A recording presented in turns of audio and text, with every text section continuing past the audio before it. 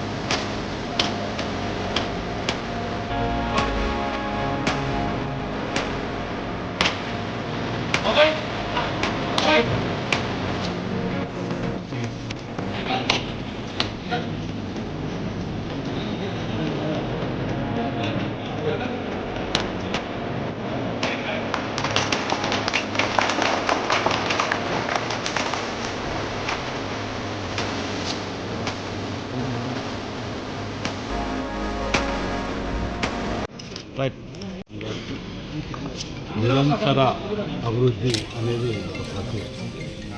దాంట్లో భాగంగా మేము మొదటి నుంచి చెప్పినాం, ఎలక్షన్స్ ముందు కూడా చెప్పినాం, అధికారంలో రాకముందు కూడా చెప్పినాం. కాజీపేట అనేది నిర్లక్ష్యానికి గురి కాబడినది.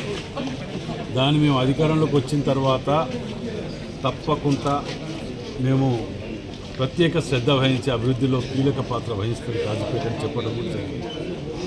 మరి అందులో భాగంగానే 63వ డివిజన్లో ఇవాళ 50 లక్షల రూపాయలతోటి రోడ్డు డ్రైనేజ్ కానీ మేము ప్రారంభించడం జరుగుతుంది. ప్రతిసారి కూడా గతంలో ఎన్నడూ పెట్టనన్ని నిధులు కాజీపేటకు పెడుతూ రావడం జరుగుతుంది.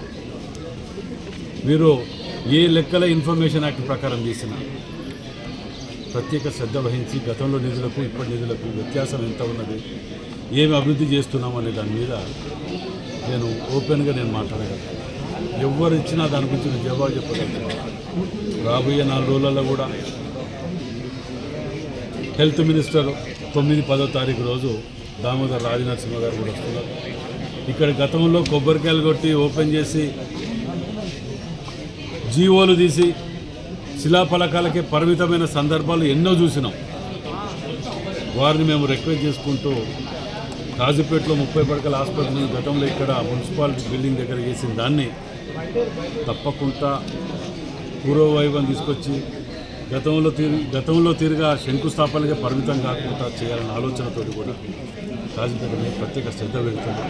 కాబట్టి కాజీపేట వాసులు అందరూ కూడా మీరు గతంలో ఉన్నదాన్ని ఇప్పటికీ వ్యత్యాసాన్ని చూసి రేపు రాబోయే రోజులలో కానీ ఎప్పుడు ఎలక్షన్లు వచ్చినా కేవలం గతంలో కాంగ్రెస్ పార్టీలో పివి రంగారావు గారు ఉన్నప్పుడు అభివృద్ధి చెందిన కాజీపేట తప్ప మళ్ళా మధ్యలో ఎక్కడ కూడా అభివృద్ధి చెందలేదు. అంతేకాకుండా ఇక్కడ కోచ్ ఫ్యాక్టరీ అని, కాజీపేట బస్ స్టాండ్ అని, డివిజన్ అని ధర్నాలు నిరాహార దీక్షలు చేసే ఎలక్షన్ల మట్టుకే పరిమితం చేసుకొని ఓట్లు దుండుకొని తర్వాత పతా లేకుండా పోయినటువంటి సందర్భాలు ఎన్నో చూసిండ్రు కాజీపేట వాసులు. ఇవాళ ఈ కాంగ్రెస్ ప్రభుత్వం వచ్చిన తర్వాత ఈ 2 ఏళ్లలో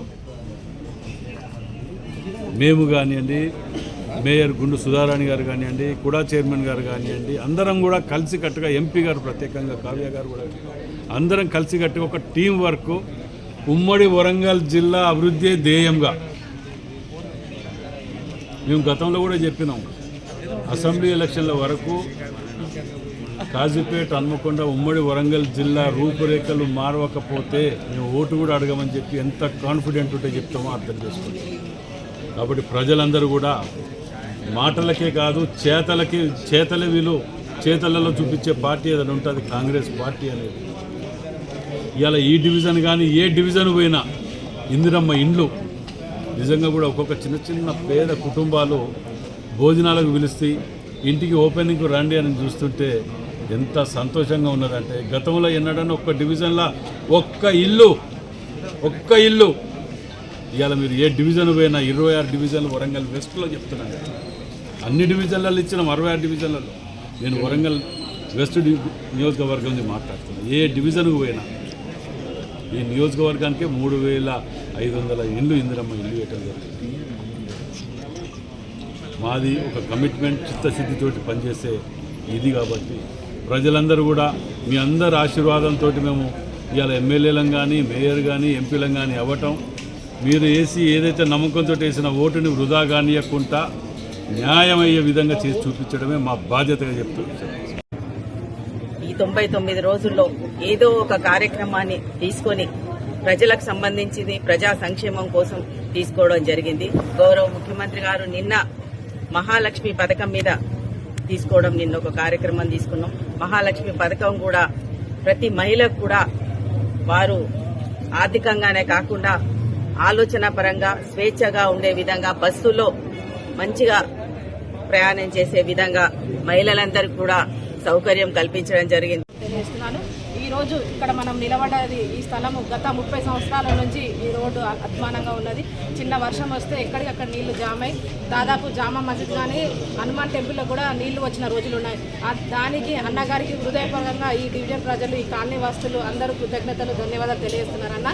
గతంలో 20 సంవత్సరాలు ఉన్న ఎమ్మెల్యే ఈ 63వ డివిజన్ని పట్టించుకోకుండా కేవలం ఒక కాంగ్రెస్ పార్టీ ఉన్న కార్పొరేటర్ కానీ మా డివిజన్కి ఏ విధంగా నిధులు కేటాయించకుండా ఎన్నో విధాలుగా మమ్మల్ని బాధ పెట్టడం జరిగింది. అలాగే ఈరోజు అన్నగారు మా డివిజన్కి శాంక్షన్ చేసినందుకు వారికి ధన్యవాదాలు. Thank you.